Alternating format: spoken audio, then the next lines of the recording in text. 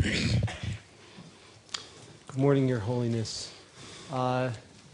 We began the week with quarks and quanta and qubits and entanglement, and then we moved to cosmology. Yesterday we spent the day on consciousness, and today we will move to focus on evolution, and we will revisit the issue of randomness as it comes up in evolutionary theory. And we'll then also move on to the topics of altruism and compassion, which Your Holiness has underscored as so and emphasized as so important. We're very fortunate to have Ben Shapiro with us. Ben is a board member of the Mind and Life Institute and is a biochemist and a physician by training. And we'll begin this morning by talking about evolution and randomness and how it may be related to altruism. So with that, I turn it over to Ben. Good morning. Good morning, Your Holiness. Yesterday, Wolf Singer gave a beautiful talk and told us about several things. He told us about consciousness, but he also told us about the use of evolution as an absolutely fundamental part of the infrastructure in thinking about any aspect of life. And we believe that that is a key component that our knowledge of life is built upon.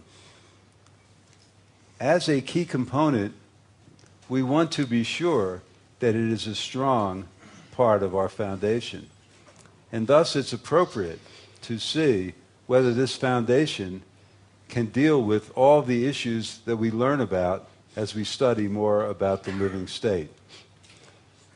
And for that reason, I was delighted to read in your wonderful book, chapter on evolution and karma and sentience, because you raised several points that we need to think about as biologists who seriously want to pursue this model. And I'm delighted to have the opportunity to respond to several of the points you made because I thought they were so important. And I consider it an honor and a pleasure to have the opportunity to do that. Anything that we talk about in the environment of evolution, I think needs to be approached with this perspective that you gave in your book. Whether we see ourselves as random biological creatures or as special beings endowed with consciousness and moral capacity will impact on how we feel about ourselves and treat others. We are doing this activity to relieve suffering, and it's important that we keep this in mind, especially when we talk about evolution, because ideas of evolution have been used to support many types of behaviors, some of which have spread across the political spectrum, across the social spectrum, and in fact, as much as it has provided information and support for our understanding of biology, certain interpretations of evolution have increased suffering for certain people because of the issues that were put on the table. So this is an extremely important area. This is the one grand theory of biology, and we have to see whether this theory is appropriate, and your challenges, I think, were, to me, very, very much on point. So I want to talk about the two qualms that you raised. The first one, the two reservations you raised. The first is about completely random mutations providing the variation needed for evolutionary change. And you say, from a philosophical point of view, the idea that these mutations, which have such far-reaching implications, take place naturally is unproblematic. But they are purely random strikes me as unsatisfying. It leaves open the question of whether this randomness is best understood as an objective feature of reality or as indicating some kind of hidden causality. It's a very 간다 대왕 그냥 시대보다 세대 됐을 죽으면 도스 지다 랑싱 충분히 됐을라면 교요 말했어. 대왕기 충분히 살도 규명. And this reservation deals with one of the central pillars of evolutionary theory. The creativity in evolution is the variation that comes about by mutation. That is what leads to all the opportunities that exist. And I think we need to consider what is the essence of that mechanism and to think seriously about points that you raise, such as this. The other reservation, the other qualm you had, was about natural selection and competition for reproductive success being the driving force for evolution, and the inability of that to explain altruism. And you said the inability or unwillingness to fully engage the question of altruism is perhaps the most important drawback of Darwinian evolutionary theory.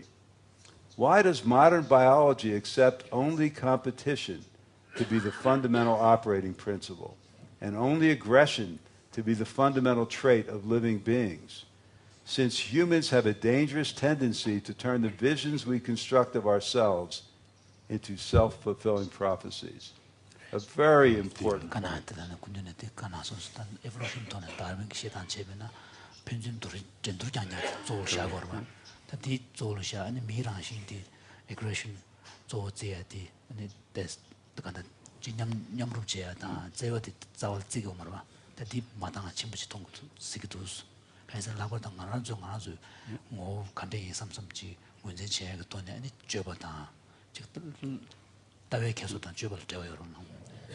And this reservation deals with the other central aspect of evolution. If mutation is the creative part of the process, this is the editing part, the part that determines what ends up in any pathway of evolution. And here you're raising a fundamental challenge that says that maybe this doesn't apply in every area. Maybe we can't use this as our foundation in this area. These are very important points. First, I want to say a word about natural selection. There's no question that selection works. I mean, we know that just by recognizing that starting with a wolf, you know, in hundreds of generations, we have generated many different types of dogs just based on human interest in mating animals to achieve a result. And so there are all kinds of dogs, many of whom we heard last night at 4:30 in the morning in Dharamsala. But nonetheless, this is clear.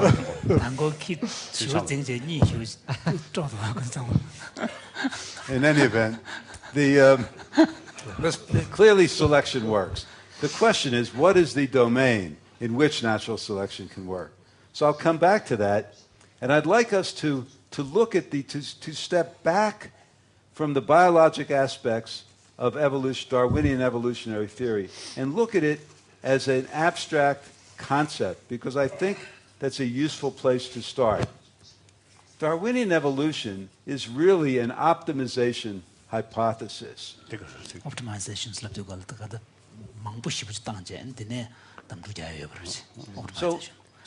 it deals with that.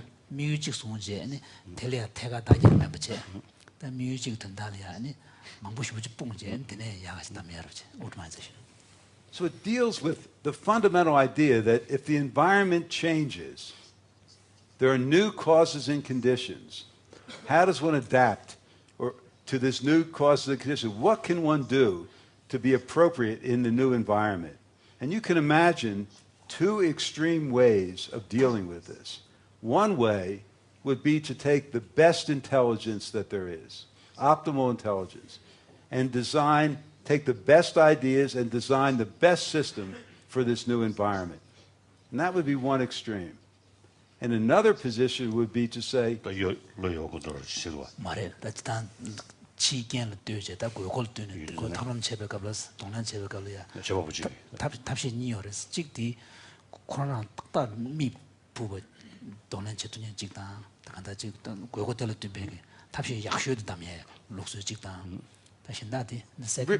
really smart. Pick the best way to go. And that's a reasonable way that one might do it. Another reasonable way would be to say, I don't understand everything about the new environment. It's a complex environment. It has many causes and conditions. And so, because I don't understand it, I can't make the best thing. I will make as many things as possible. Test them out. See what works in that new environment. These are two general ideas about how one might approach change. It turns out that Darwin, in looking at what had happened in the previous century of biology and of study of fossils, and from his own careful observations of the geography of animals and aspects of development, Darwin said, what happens is really number two. This is the path that biology has taken, that there's variation that occurs, and then these variants are tested in the new environment. This was actually an amazing idea, because in a sense, this was done in the absence of everything we know today, 150 years later, about biology. He didn't know anything about genetics. He certainly didn't, because Mendel hadn't done his experiments for 2 decades, and Mendel's experiments on genetics weren't really appreciated until the beginning of the 20th century. It was 100 years later before Watson and Crick discovered the structure of the gene. And now, 150 years later, we know much about gene sequence. Francis Crick, the co-discoverer of the gene, said, evolution is cleverer than you are. We have no need for this hypothesis, the first part of the hypothesis. That is not necessary to explain what happened in biology. That is extremely important. And we don't need to look at the fossil record or at animals themselves or the development of animals. We can look at all of those. We can look at the genes in the animals and see the relations that exist between all living beings. It is remarkable to me that Darwin put in place this fundamental idea that has been supported by 150 years of biology and genetics, and every aspect of this, in its overall function, has been supported. So although we speak of a theory of evolution, we also have a theory of gravity. But everyone knows what's going to happen if I open my hand. So consequently, we probably understand evolution better than we understand the mechanism of gravity. So it's a theory in the sense that we keep understanding new issues about this, we're refining it, and refining it in light of some of the questions that you raised. So let me go back now to your first question. Can variation really be random? And to discuss this, is mutation really going to be a random process? Or is there some type of hidden causality? This phrase, hidden causality, was extremely provocative in several senses. It was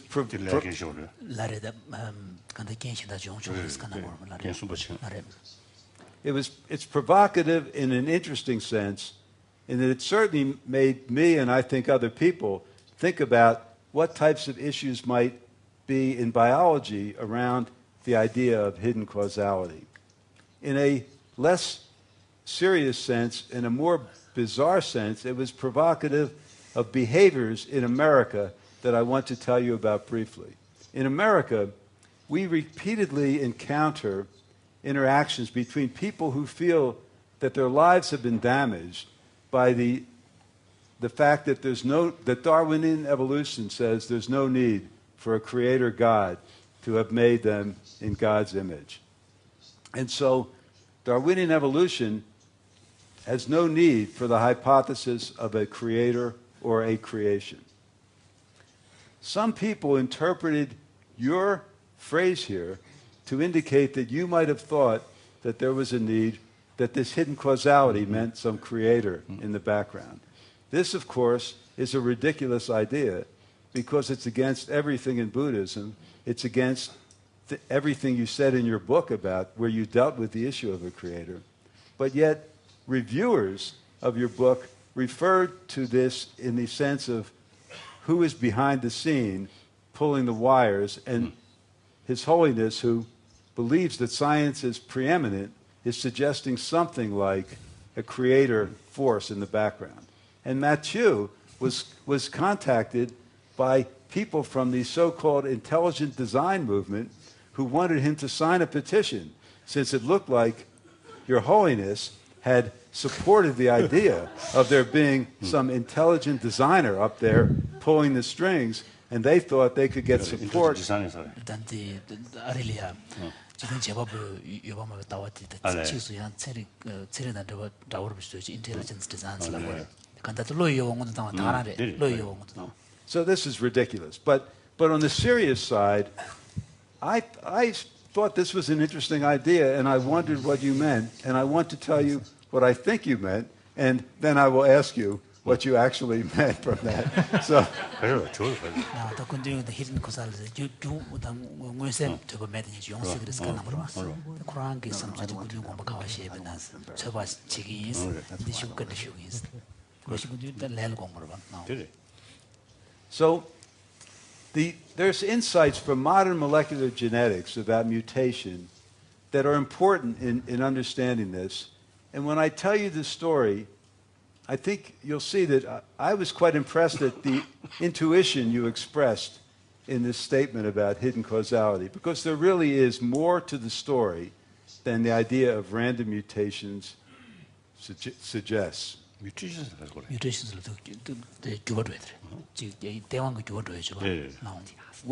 When biologists speak about randomness of mutation, we're not speaking the way physicists are. What we mean is that mutations are not directed to make a specific end product.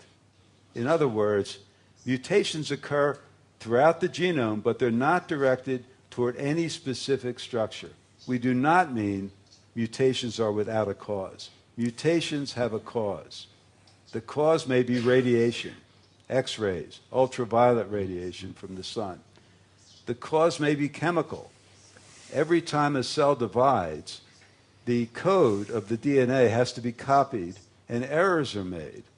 And so those errors are a source of mutation.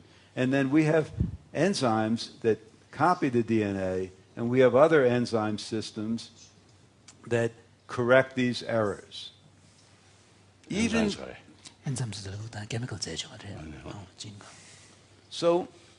so we have, in general, our genome, our genetic composition of us is really quite stable. But, and this is the intuition that you had, I think, despite the overall stability, the capacity exists to have mutations that are directed to specific cell types at specific times under specific needs. And to me, that speaks to the issue of hidden causality. There's more to the story than random mutation. Something regulated is going on.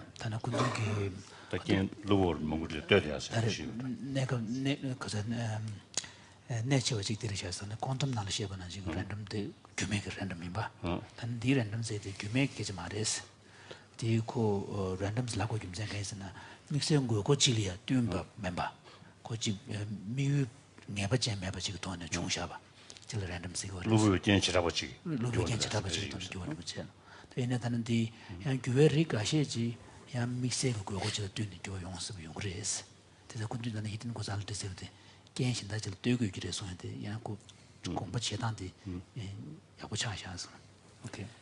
So mutations are more complex than the simple-minded idea of them is, and you picked up on that in your comment. And in fact, the kinds of mutations that occur can be quite dramatic. One principal form of genetic change is to take a piece of code from one place in the gene and move it somewhere completely different, as if you're cutting out a piece of information and placing that information elsewhere in the genome. And this is done, it can be done in a regulated fashion. And another biologic event that can be regulated is to increase the rate of mutation the amount of mutation at a specific site in the gene. I want to give you one biologic example of that because it shows this, and it actually shows a process of evolution that occurs in our bodies all the time. It's a real process of evolution. It turns out that we produce proteins that are called antibodies. And these antibodies are directed against disease-causing agents or foreign agents. Viruses, bacteria who invade our body get bound by these antibodies and they get removed by one mechanism or another. They get removed. This is a very important part of our life because people who do not have this capacity die young of infection. So this is a very, very important part of how we can remain alive when we're surrounded by many types of infectious organisms. It turns out that we can make antibodies against many types of organisms. We can make billions of different structures of antibodies. We do not have enough code in our DNA to make billions of antibodies if all the DNA was just used for making antibodies. Can you repeat the last? Yes, this is an important point. Yeah. We can make billions of different protein structures as antibodies. There is not enough information in our DNA to make all those different structures. That is an interesting paradox. Information.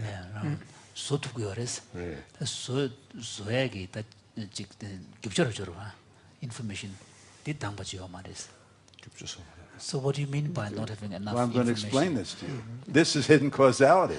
Are you going to This is what this is why I thought his intuition was really very interesting because it's a very complex story. So remember that most of our DNA, most of our code is not used for antibodies. It's used for all the other things to make your holiness and me and our hands move and everything else. But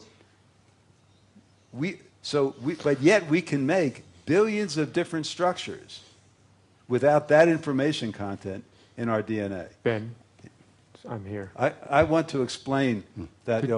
Could you just, I'm not sure if you're going to explain this. Just explain exactly what you mean, how DNA is used without going into the details to make an antibody. Let me briefly remind you that DNA is a code. That code tells what the structure of a protein will be. So we need information. The DNA is information. It says, make a protein of this structure. Okay. A certain amount of code is needed to make a specific protein. If I wanted to make anything, I would have information about that, and then I make that thing. And that's all this is. But we can make billions of things, antibodies. But in our original genome, we do not have all that information. And antibodies are made out of proteins. Antibodies are proteins. Are proteins. So in other words, we do not have enough information. When we get genes from our mother and father, we do not have enough information in that genetic material to make all the antibodies we will need to make in our life. That's a very important point.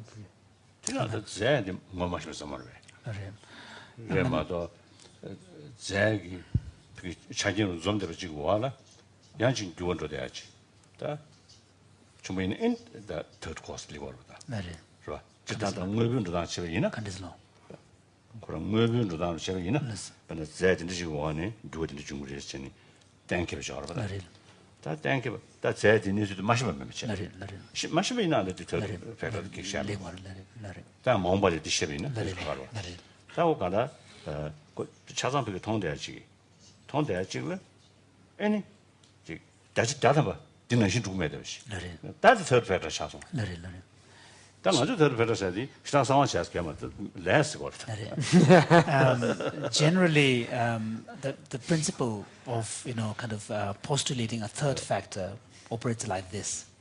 So imagine a set of circumstances where you have all the factors, causes and conditions, and if the assumption is that these factors that are gathered here, the causes and conditions, these have enough. These are These are the totality that would give rise to, say, an event. Yet, despite that, if the event, it cannot give rise to the event, then we have to, by means of logic, determine that there must be another factor that is necessary for the production of the effect. But when His Holiness was saying that in his case, he didn't have that kind of intuition you are suggesting, he meant karma. No, that's okay. It's no secret to us. It's karma for us. This is sometimes sometimes on the temperature. Semi pembu zag. That would you drink to a jar. That dinnerly and the same dingy that zag, that pembu zag on the 차상 규진 차상 독스타는 좀 되지글라 딱 거기 먼저 비준 되잖아요 딱 내게 시야로 당 다디 세미 펜불라에 다가는 신 남준제 새끼야 대학 자가 누구로 차상 좀 찍을라 양고 먼저 해야지 용거야나 머신한다 세미 펜불도 이디에 야 또윤준다 그런 게 시험은 시야 지 롱저버 semjen기다 라드 저에도 샤샤거로 용거였다 용거를 봐 그래서 이내도 지다 그래야 셈미 펜빌 경제근도단디 그런 중의 취닉으로 다로 배지제마도 도가 다 셈된 규규 뒤에 다 직속적인 그 경제근도야 디나라 배낭에 자신 좀부터 것에 넘버 시바 기부여나 야 패널로 찍 그다 도어로 찍 기부면은 도어로 찍도 세우도 되기도 와 다디 셈미 펜빌 야마 So generally, you can see a contrast in the cause and effect processes. If you, from the Buddhist point of view, if you contrast inorganic matter on the one hand, and a living organism, especially a sentient living organism of a sentient being, such as the human body. Within the human body, within the cause and effect complex, from the Buddhist point of view, you observe phenomena where the causal account purely within the physical domain doesn't give a full picture. Therefore, we attribute or we postulate a third factor, such as consciousness. And obviously, usually we, of course, I think from the earliest stages of development, we usually use one simple word: lucky, unlucky. So that means, we can't just explain. We plan everything, almost 99% sure, no, this will happen. But then if something happens, then usually we simply answer, oh, unlucky. So then there must be some causes. So that is the genetic, the subtle control, the the semi-pem, that is young, that is semi-pem, sometimes. So His Holiness is, and then he gave an example. For example, like we know from our, first-person experience that the state of our mind affects even our biology in a physical. I think generally, the life with consciousness or mind, that is like human being's body. Then another, the plant, this life, and these small things which are working there. In order to change, in order to survive. So on that level, more or less same. But then our case, these the cells can affect by our emotion, happy mental state.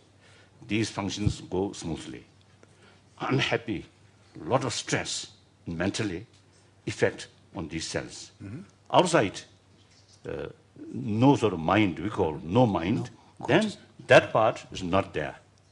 However, now this, whether it's the same or not. So the question is, sorry, I was thinking His Holiness was thinking of inorganic matter, but he is thinking actually of living organisms like trees. And so this is the divide between the sentient and the non-sentient. So imagine you have plants and other living organisms.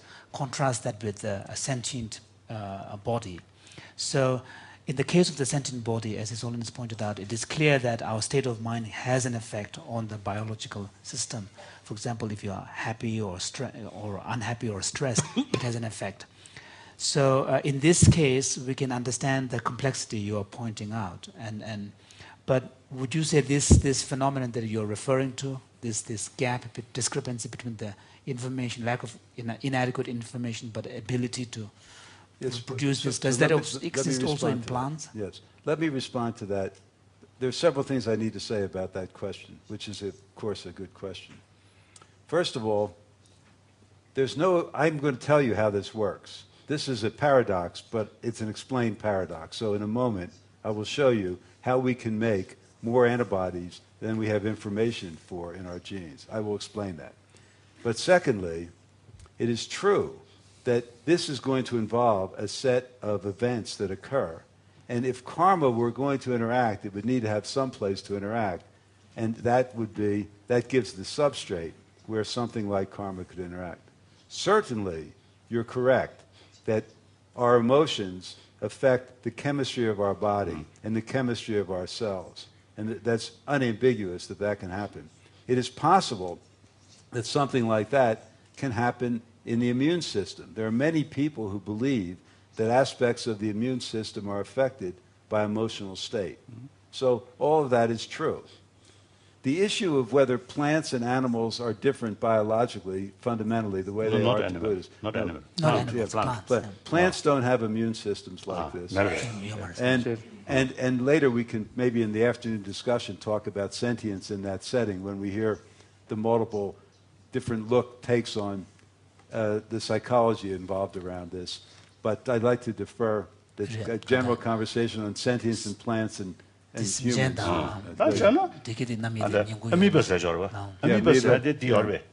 Immune system? Immune system. Does an amoeba have an immune system? No. Oh. Lower animals have different types of protective systems. There's a His Holiness is wondering whether what you're pointing at may be a potential basis for empirical division of what is a sentient and non-sentient. We have other ideas. Let me say, we have many ideas about something can move by itself from some distance. That at that time we concluded sentient being. But bacteria, Your Holiness, bacteria could do that. Bacteria can swim, and they swim away from aversive. But we have to make a distinction. It's some movement due to other chemical. Yes, right. Or some without based chemical, but itself. Yeah. Okay. So some differences. But sperms, I think sperm movement, I think due to other chemical. Maybe. It's true. It does do it. I used to so study that not necessarily its own sort of capacity. Motivation. So anterior singular, basically. So the virus is independent. No. And the machine sentient and non-sentient comment in So I'd like to defer that issue until we have the rest of the thoughts on this. The issue of sentience versus, at least from our biologic perspective, because we have more information to bring to that story. But to continue in this, how do we make more antibodies than we have the coding capacity for? Plants antibodies. So there is no antibodies in the plant. They have a more basic protection system.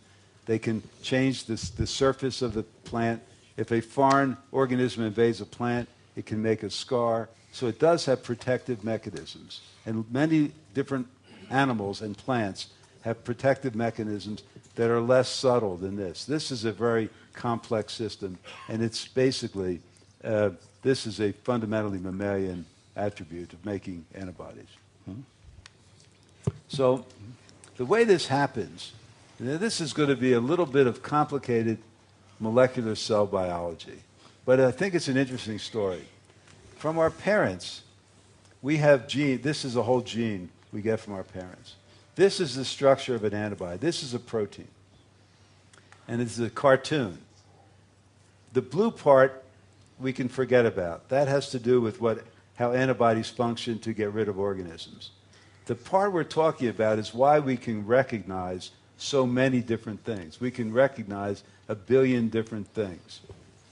The recognition is done in this red, yellow, and green part of the molecule.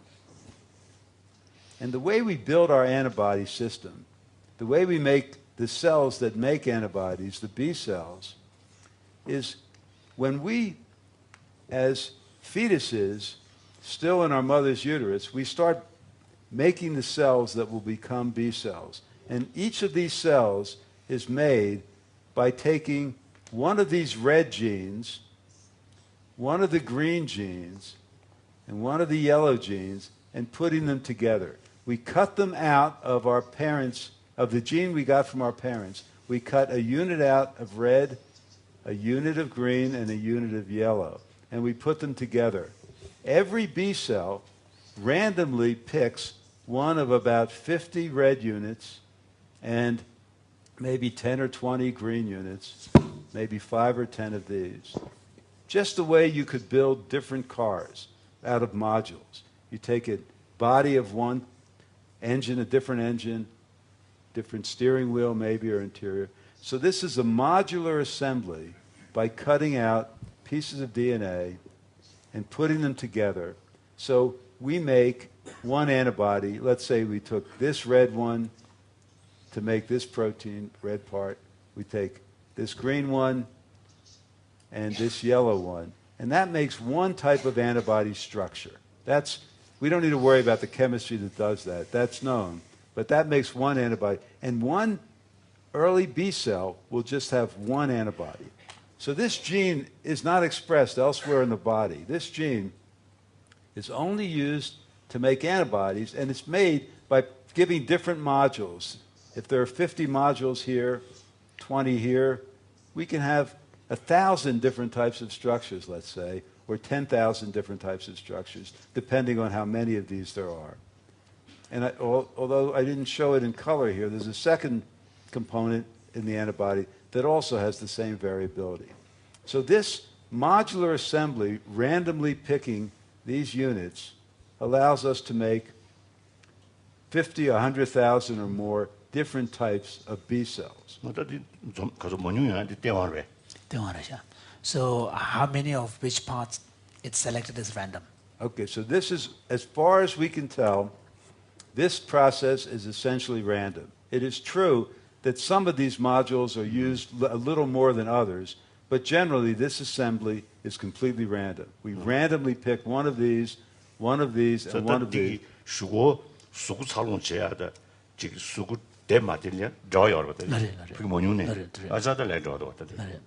So, but although the selection may be random, selection is done random, but it has far-reaching implications in terms of protecting the organism against far-reaching implications.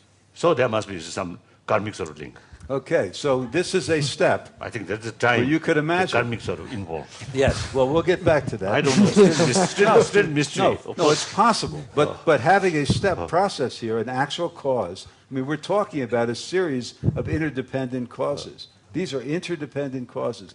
This assembly is dependent on all the steps of putting this together to make...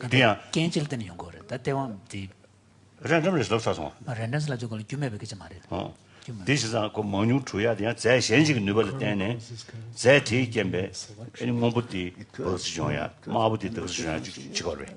Ben, His Holiness is asking a question. For example, we may call it random, but would you say that conceptually speaking, how many of the different units are selected? Are there any other constraints being placed from, say, another wider... Matter, another particle. Yes, so let's talk about these red ones. When people started looking as to whether this is completely random, they found that some of these were picked at a higher frequency than others in making the ultimate antibody-producing gene. So this is an area where you might be able to have another process take place, but we don't know anything about that process. So now we have a situation where we have these early B cells, naive B cells, but we have 100,000 different types of them, or maybe more, just by the random assembly of these structures. And each of these is unique. Ben, just to be clear, so there is no biological explanations for why X amount of that modules were selected and why others are selected less. I mean, there is no... His Holiness's question is, are there any constraints being imposed? So, as I tried to say, the constraint is that you need one red piece, one green piece, and one yellow piece for every gene to make an antibody. And there's some evidence that these are not used equivalently, but what causes that difference is not known. And the general point, which is... But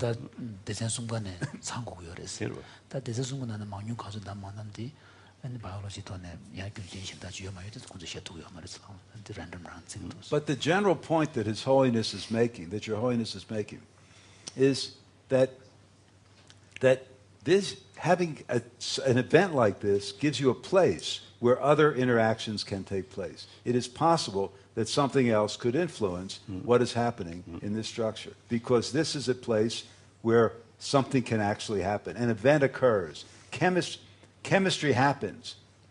To get this information out of here, you have to cut this gene and paste it back in the structure to make this. So clearly there are places that karma or anything else could intervene. Well, let me now tell you how this actually works. Anything else is a god. No. Yeah. Right. Which you got accused of saying.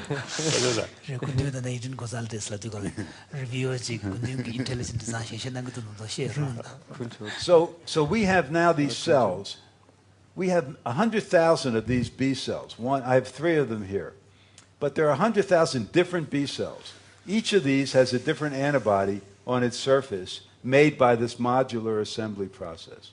Okay? So we accept that we have these cells, they have antibodies, and each antibody is different because of taking different information to put together to make the antibody. And we have 100,000 of these, let's say. This is not a billion, this is 100,000. But it's a large number, several 100,000, maybe 1 million. A virus comes in, and it has on its surface something that can be recognized by an antibody. The term is epitope, that doesn't matter. There's something that comes in. This virus then obviously is not going to recognize all of these randomly made antibodies. Only a subset of these antibodies will recognize the virus. When the antibody binds the virus, and information goes to that B cell and tells it to do 2 things: to start dividing and making more of this antibody and secreting it, and also to start mutating the antibody gene. This cell then begins an extensive process of mutation turned on by binding the virus. And it makes a mutant. The virus the B cells the B cells the washing the B cell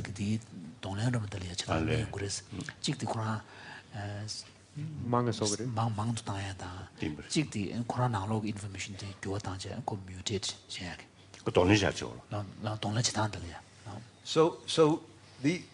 So then antibodies, most of these cells aren't affected at all. They never bind the virus. But the cells the cell that binds the virus, and there are many of them, this is a simple example of, starts mutating and makes other antibodies, some of which won't bind the virus, but some of which will bind the virus much better. And if the antibody binds the virus better, that cell tends to divide even more. And so you have a feedback situation where you mutate, you make different structure of antibody, and you select. There's a selection for the antibodies that bind the virus best. And this process occurs after we're born. We're born, we get infected by influenza virus. In our population of naive lymphocytes, there are some that can react to that virus, but they're not very good antibodies. But they have a process now of mutating and being selected by virtue of better binding to the virus to make much better antibody. That process takes 2 or 3 weeks or a month to occur.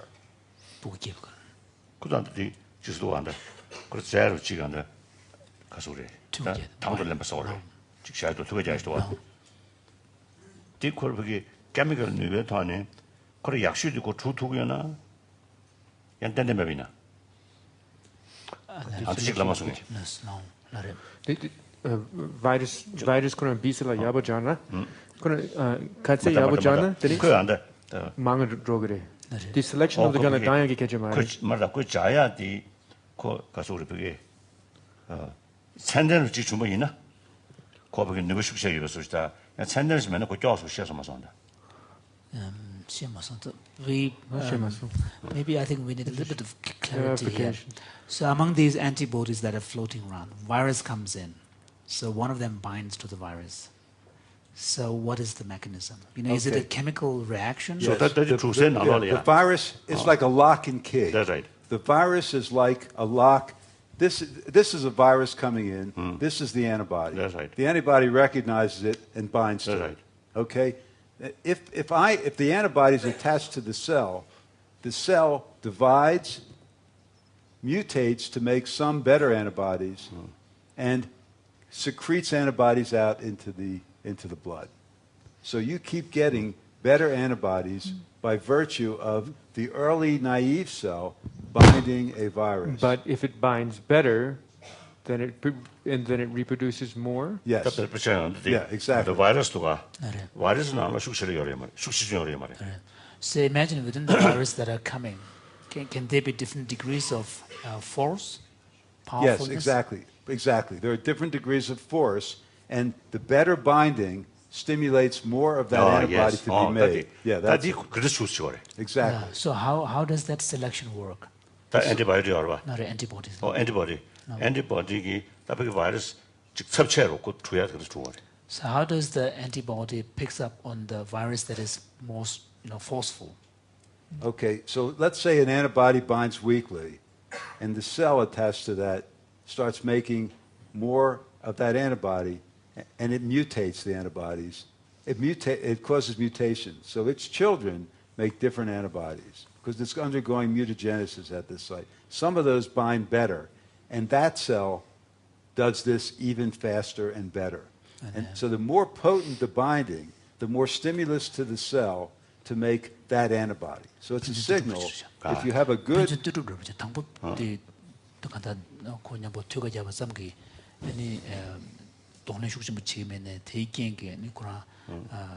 mutation che ke ani an tonglen che shuk chero che du se che rimbar bjen do ya de virus ki shuki chechung mare virus ki shuki chechung mare de koran kanse yabu jagi yore ki kechere ko tambo yabu jami do tene din nang le ta mutation che ba ta mutation ki di puku nang le kashe yabu byan ba ni che ta di mangbo shi so gere tene jema tamje yabu dam gere 당봉에 초바시에서 시작. 드네코 디나네 니 숙심부 담톤이 중배나 는 고나cap도 reproduce 망부체제. 바레스 코란 치바 되게. 그래. 다디 binding 게 껴봐요 그래. mutation 게 제라. 디 제가 가르쳐는 거래. 다디 담보 코란 숙 중심을 잡아라. 다디 binding 치도 가서 그런 mutate 체고래서 고 시그널 나고 있단 거래. 그래. 다디 mutate 체산에 다디 그 셀게 보고 나네 직 많이 야부 담그래. 다디 거 야부 도스인데 이양 망보체 그래.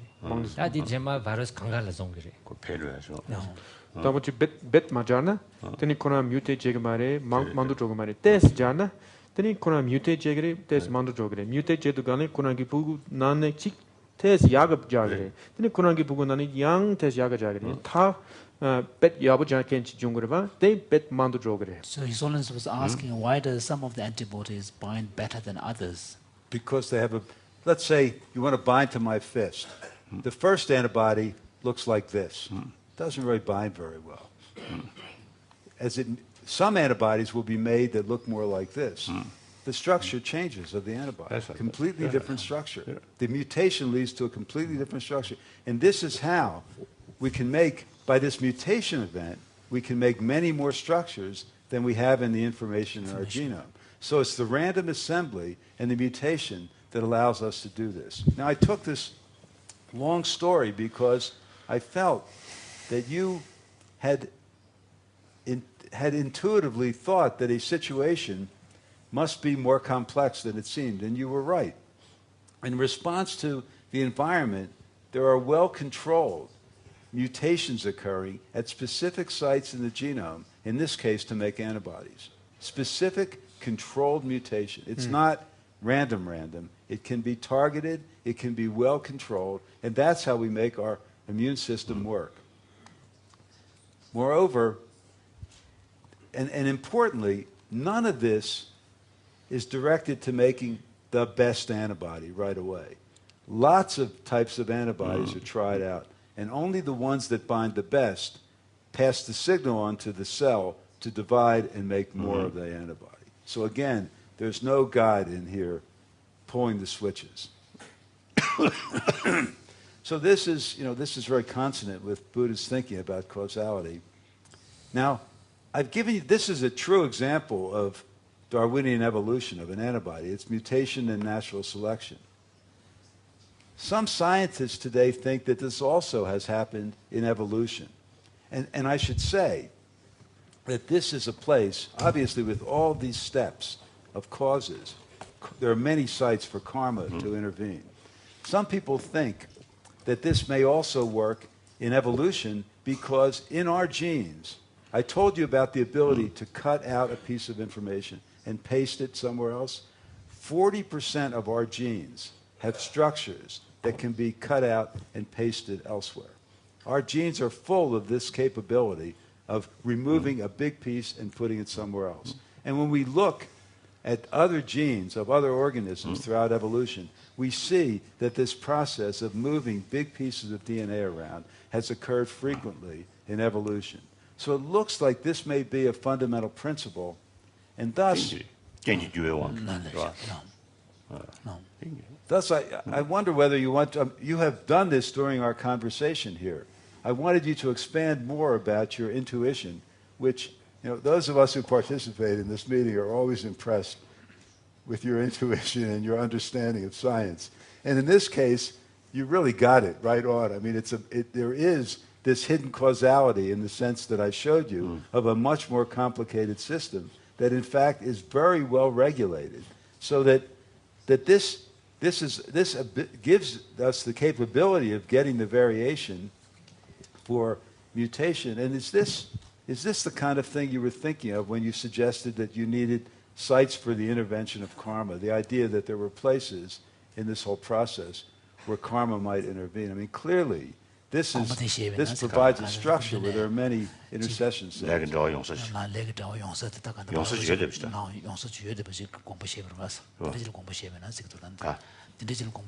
Biological process the Taiwan ge chung shebe gyurwa da de damchen ni jikwo to ne de shejabe na namsha mangboji de shejab tu ko ma ba da telia Taiwan slap tu ko gen shen tam ko be.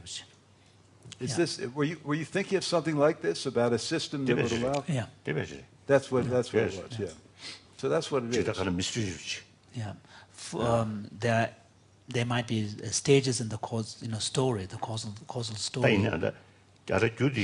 Dele chao ju chen de ma shi che che de yong si fa da da dele chao da ju jin shen da min du da yin de ran zhe le ba yin da sa chan. However, in the, for example, imagine the causal chain. However, there might be certain factors that could be playing a causal role, which may not be, which may remain so far not yet found, which may be opaque. Absolutely and not true. found. Another 10 years or 50 years. This is we may find. This is 40 years of work. Yes. This is 40, 50 years of, and this is, many Nobel Prizes have been given for the work I just described, and we don't understand it completely. And it's interesting that some of those modules are used more than others. We do not know everything about this process today. This is a summary. So His Holiness is saying that even the idea of saying that this is where the karma intervenes is a problematic one, because the biological story may still not be complete.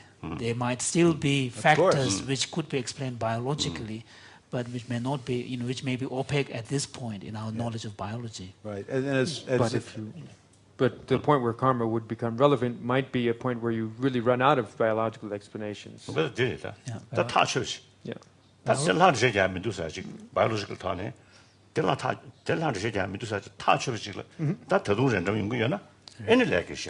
for example, there might be causal processes where you feel that the biological account is completely, established, yet there are areas of randomness. Of course, the biology is I understand the biology. This is the status that we understand of the biology. not every detail is understood. I also understand that it's only in the Buddha's omniscient mind that we understand where karma intervenes. So I'm not suggesting that this is the pathway we're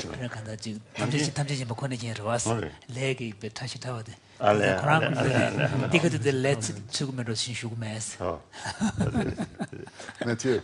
Yes, well, in a way also, generally we speak of karma as a particular subset of cause and effect, which has to do with consciousness and with consciousness with intention. And so if there's an intention of doing a particular act, it has repercussions in terms of experience too, happiness and suffering, which has to link with our own experience and the conditions in which we find ourselves. So we have a part of responsibility. We could say we are the result of the fruit of the past and the architect of the future. So we're always at a crossroad because it's part of our intention. So that's kind of clear in terms of human experience of happiness and suffering. Now, in this kind of biological process, of course, we still will have to find a way of explaining how this can act at this type of level. It's pretty clear in terms of our experience, like hatred causes suffering both to others and to oneself. Now, on the longer term of the explanation of karma, this obviously implies the continuum of consciousness, of states of existence. So this is, of course, a much, much more difficult question in terms of the interface with science, and especially when it comes to interface with biological process. I don't think we put this part as an explanation for how the mechanisms could occur, while it's very clear how it can happen in our experience, and everyone could understand the effect of afflictive emotions on the short and the long term in our happiness and suffering. So specifically here, I should say that if steroids, corticosteroids, are immune suppressants. Corticosteroids are released in response to emotional situations, and they are suppressants of the immune system. They seem to work at many levels. We have not worked out all the details of how corticosteroids suppress the immune system, but there's a linkage between suffering, corticosteroid release, and biology like this. It's clear. We don't know what the steps are, but certainly the mechanism is in place. And in that sense, I think an explanation in terms of karma is compatible with this kind of understanding of biology, and Your Holiness was pointing to that in terms of our actions producing either wholesome or afflictive emotions, which will then initiate a cascade of biochemical changes which can impact the kind of molecular machinery that Ben was referring to. So that's clear enough when there's a consciousness involved for now. But I think we have to be humble enough to acknowledge there's an explanatory gap when it comes to the influence of karma of past life on biological processes. So there's still a mystery, as Ernest said. There's a lot of mystery. But I think we have to be clear that we don't have to propose a clear mechanism of intervention. No. And as Ernest said, if there's nothing, we cannot find any other cause, there's room for that. But I don't think we have the... And actually, the very modern views of this, actually Moshe Seif, who Mathieu knows, who's a molecular biologist at McGill, who works on the mechanisms of alterations in gene expression, yes. Some of his recent work indicates that actually the methylation status can be transferred genetically. That means the influence of state of mind, affection of the mother, yes. All that as a epigenetic effect, it affects the expression of genes, and that can cross generations. And to bring that to this talk, the structure of the gene would determine which of those modules is picked up. So if you changed methylation pattern, you could change which of the modules is used. So clearly, there are possibilities. You want to explain methylation? Oh, no, I don't want to explain that. It's a change in gene structure. Okay. Just say a change in gene structure. And it's a way for experience to actually change the extent to which a gene is expressed or not expressed. And structure changes and its expression changes. And I remember Michael Meany's where the mother rats are very caring, then the baby stress rat, the gene is which expressed for stress is blocked through methylation, so it has an effect on the expression of the gene. That's what it means. And since karma is so closely associated with one of the main expressions of karma is just our emotional habits, that the kinds of emotional habits we have are a major expression of karma. So thinking about karma in terms of those types of emotional habit patterns and the effect they have on the immune system and methylation patterns and so on does make a lot of sense. Yeah, so but that's a sort of gross level. It's not really going down to that minimal causal level, but still, it makes sense. But I think that the overall analysis that we've just been describing suggests that there are ways to accommodate the influence of karma, not just in this lifetime, but across generations. Yes. And I think that that's very exciting. If I may add just one thing, one of the main factors that's supposed to be carried away by the stream of consciousness are those tendencies, like tendencies to affection, tendency to anger and so forth. Right. So there you could see a possibility of this epigenetic, because we know that the stressful mothers epigenetically can transmit the stressful behavior. So in some way, I mean, there's a little more, not completely closing, but bringing something towards the direction of closing the... Sure, there's a biologic system that makes sense in terms of something else being imposed upon it, like karma. Now, to expand it even further, Arthur would like to suggest how the earlier discussion of quantum mechanics may actually connect to this. So I turn this to Arthur. Thank you. 내가 제일 찍은 university. Yes. 안다 되게 안 되게 심 기록 네. 왕기 다 immune system 들이 두고 되게 사브샤로. 네. 디 레르스 아니. No. leg. leg 있어 그냥. Yes. 미 시계. 근데 다음에도 봐 시럽기 아니 당진 넣어야 돼 말아 봐. 네. So even in the case of 그런 말을 한다. 심 기울고 왕기. 봐. 배나 파마 심 기울여 있나? 저도 아마 심 기울여 있나? 디마 가져다. 차 나로래. 아니 그 진지는 야가요야지. 보고게 박차대. 자, 사모든 저 예절 차. 다른 건 안 사셔네. 심 기울여 있나? 이뮨 시스템이 야가요야. 아니 심 시부지 부스도 체지 시부지 뭐 기부시 여여 있나? 이뮨 시스템이 시부시는 거 봐. 딜랜드에 서래. 딜랜드 아니나. 딜랜드 차시죠. 얘네 미 시계 페나 미 시계 박차래. 저 대고 그게 팬은 저기요. 팬은 저기요. 딜랜드 팬은 있나면. 랜델레 고메로. 페나 가 다바르시 셈 부수 토베나. 가 다바르시 셈 부수 토베나 띵게 시계래. 네 시계 데 렌제 게 캐치 마르베. 젤. 동에서 박차데 스파사야 게 박차요나 딜 레저. 동에서 랍자도 렐레 고메로. 다와미 컨트롤사야이나 추르네. 그래서 레세 버버. 다디 His Holiness is wondering whether in these causal processes we are talking about, say, imagine a person whose unhappy and stressful states of mind has an impact upon the immune system and at the biological level and has health kind of consequences. Whether that causal relation could be called karmic. His Holiness is questioning whether that could be just a purely biological. Whether that would be a karmic event or not. Can Your Holiness explain why? No, His Holiness is thinking aloud, but there seems to be disagreement here. On this side, we seem to be saying yes, it is karmic effect. Effect from mental situation. That I don't know.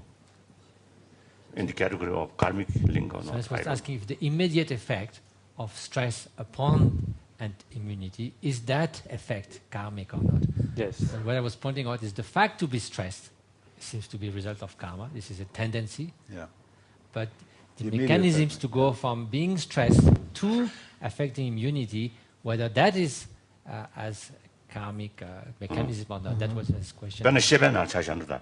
시베나 차샤는 니지 공부 있는 시나 중도 거로. 네 karmic 말해. 대단히 말잖아요. 대가만 말하다. For example, to give an example, if someone cultivates compassion and enhances compassion, then that person's kind of propensity towards hatred decreases. And also fear. Decreases. So His His Holiness would say that's not karma. His Holiness wouldn't say that's a karmic effect. There's a simple cause and effect. 있나요? 그니 산 밀롱 사보이네. 네, 셰당 마차산데 제마다 레상보 용으로. 네. 가면 되버스들 네, 차시래. 세상에 레저리다. 근데 닝시 개베이나 라 상부시 내용 그러다. 디라 상부 지 마음바야. 디 그도 거지. 마음바 니지 박사 용 그래. 네. 네. 네.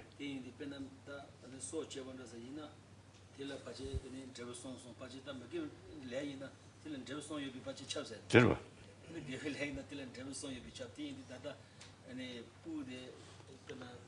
답은 너무 이르슬나. 너무 이르슬니 마음을 알아. 나는 제가 교통이 되고 마음을 알아 봤다. 마시 균제게 제버샵에 고 차시지 레게 제버다. 딱 차시 그지 차시 상만 레게 인구. 답은 수구 아주 수구 조조대 답은 수구 아니는 것들이 멍구지 거래 춘이랑 봐. 그 제가 누구를 되는 영화 직도 와. 그 개구가 아유. 가. 근데 균제게 림버 찜나래. 그 뭐여차네 차 디감 레게 슈긴테야 지금. 맞아. 마음바다 다른데 고수도와. 가. 대신 니제 숙체나. 네. 다 계속 제마야 니제 박사 때 시작으로. 네, 들어. 다 마음바데 고수사라. 레사야 고수사라. 박사고 규든 고수사라. 네, 관배왕. 딘상다 레데데 니랑 저거라 박사 사산. 가. 교륜저에. 제가 당연히 류일에 마십시오. 류가래 유샤. 그래서 때 일에 가는 상담이네. 고수사라. 그 맞존나더니 딱 가지고 고수. 다만 뒤균제 안들 다들 인지 공부 저저 인지 숙성본 것도 교하다. 시장 숙성본 것도 교하다. 뒤 장제 여러다. 다 주십시오. 단 인지 숙성본 기회 아니 류기 중앙들이 찬유받자. 콩주수 잡고 기회 경기 류기 중앙 많이 받자디 딜랜드 저 도입니다. 딜랭도 가서나디 닝지 경기 선 가서 대화께서나 대화데 레게벤도 보셔고. 등은 사실은 레게벤도 그러면 다른 이유가 뭐든 좀 말아. 남 배야 대구가 아유. 다다 모두는 이제 사기로 발라. 가. 근데 레저저저 되어라. 네, 레서심으로. 가. 오늘 통증육래. 통증래. 아시잖아요. 다들 산 저분이야. 내가 아니 미적이 근데 근데 닝지게베 근데 다 immune system 교수 주고 그러나 델리아 레기 저에 차지샤 그냥 그런 레다 더 매대 춘이기 교원 균쟁으로 단지 어디야고도 뭐야고 전에 야고도 이샤 정말 어디야고도 가서 그나 대야고도 제 고양고 쓰였어 말해 I'm just wondering because there seem to be two contrasting positions here, but I was saying that two possibilities. It's a way of, for example, you can see a causal, and this is not translating, of course. You can see a causal event, say, as a result of experiencing compassion. It has an effect on the immune system, which then leads to health benefits and so on. So there is that causal mechanism. So I was saying that we could imagine two aspects to the causal processes.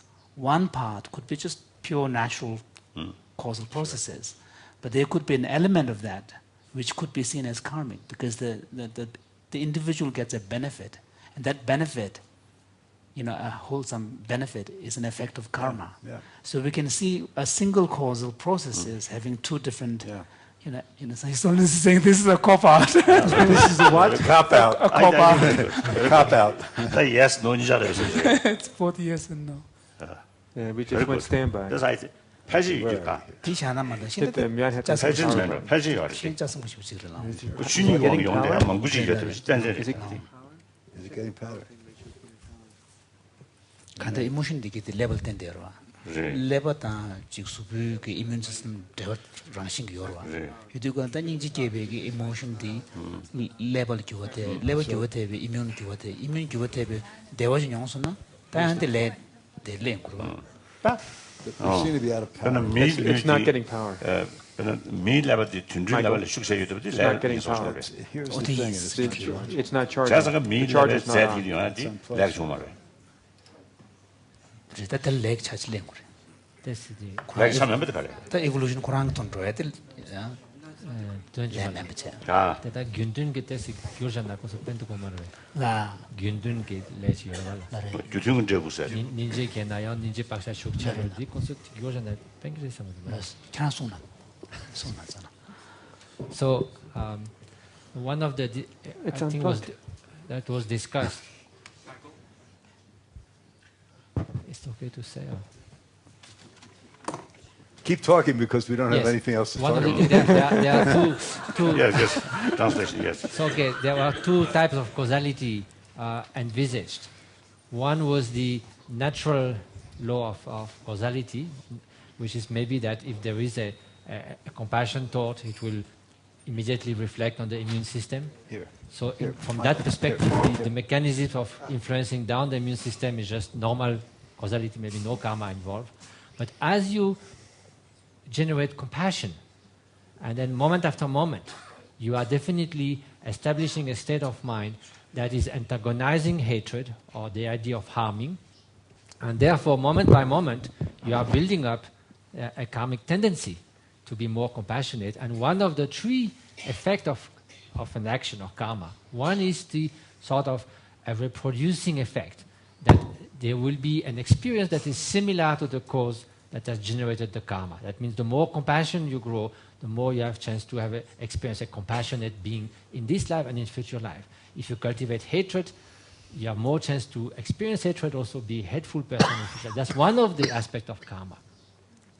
So in that sense, by accumulating compassion, you do build up. You are the architect of your future being a compassionate being, but the immediate effect on the immune system might be just a pure law of nature, which doesn't have to be karma. So there's two aspects involved. 그래서 제가 나한테 요리 통과하지. 미류디 개를 말해. 미류디 개를 봐. No. 다 미류나 개치질 내 말해. 네 개를 보이기로. 나 이슬람으로 가. 나래. 자자 다 미레바디 개를 좀 있는잖아. 레바스도 도도로 직 수두지 잘 말봐다. 제가 이 사장로다 튀고로 봐. 자 디디 랭 좀 말해다. 샤고这是smart用的来做做事。 이슬람으로 됐든 내가 안도当你在这来做嘛呗。 말 진도 없네 이나在교회들은用的来嘛呗。 제가 교회들 이용할 때 이슬람 쪽 라고 봐요. 뭐 진도 없는 레네. 그난 그게 或者底层的，但底面的是贵。本来拿在有对不对？我说当在跟来往用，的他在。 但但拿在那个这个，可说是性占面的，这个浪漫占面的，第一这个chemical 说的，开始变得，他说草药啥抽药对吧？开始中药啥抽药对吧？开始啥是干包抽药对吧？开始说下流的抽药对吧？第一的。 그런 릭직디 케미컬 콜레스테롤 배진 거면 또 주니기로 다 다 이제 두두지 자체보다 두두서 뒤터는 줄 알지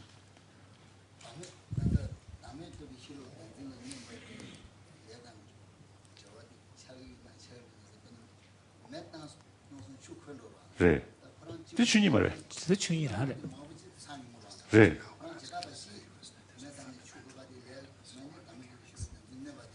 되게 말해. 그것도 되게 그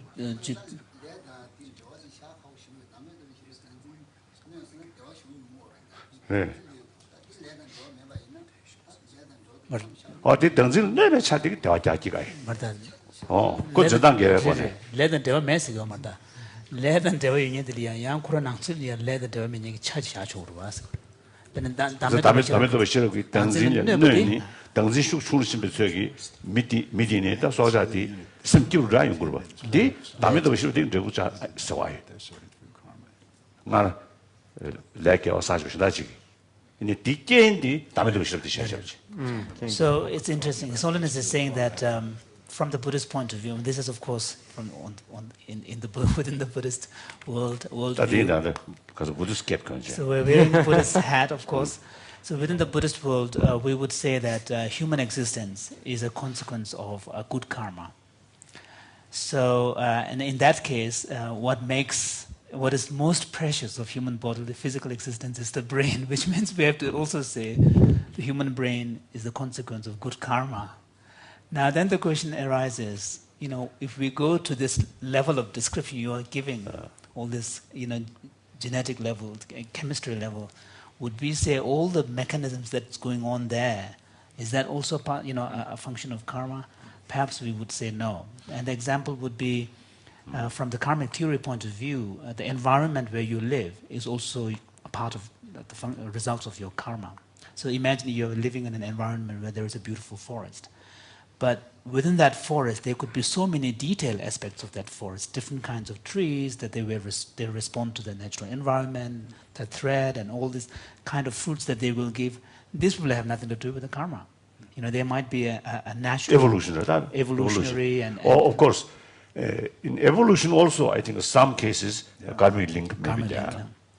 But some evolution may be purely chemical or natural processes. Mm-hmm. So complicated. Yeah, I agree. More discussions, confused. So the problem is, the more we discuss, the greater the confusion becomes. So, should we move on then? Please. Okay.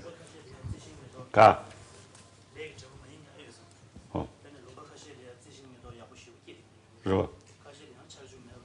Really?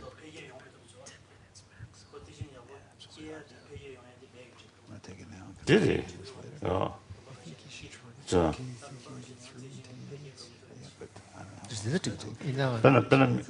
사실 때 미산지기 나무 미산디 여백도리야 지 서신의 신들로도 야우시샤 다 미산디 미디디 미사바실에 유잖아요 아니 나무 람부샤 야우 여대버디 다 람부치는 명이 용되기도 와 다지 란데게 쉐워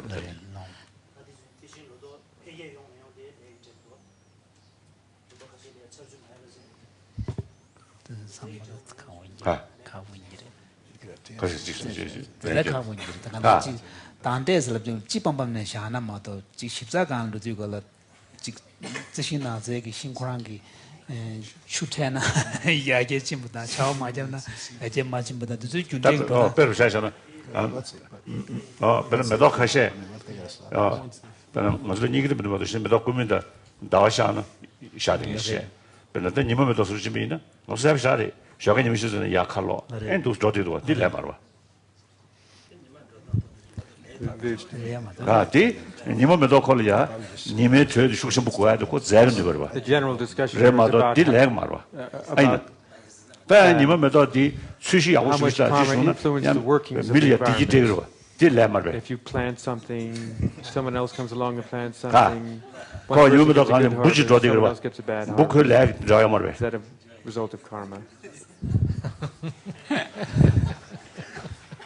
Okay, where do we stand now? There are contrasting positions here. Yeah. But that's the... Move on. Should we move on? It's good to see that scientists are not the only ones who have these kind of disagreements. So I wanted to then get to the second reservation about competition for reproductive success and the inability of Darwinism to explain altruism. This was a key point, and it's going to be the focus of everything we do for the rest of the day.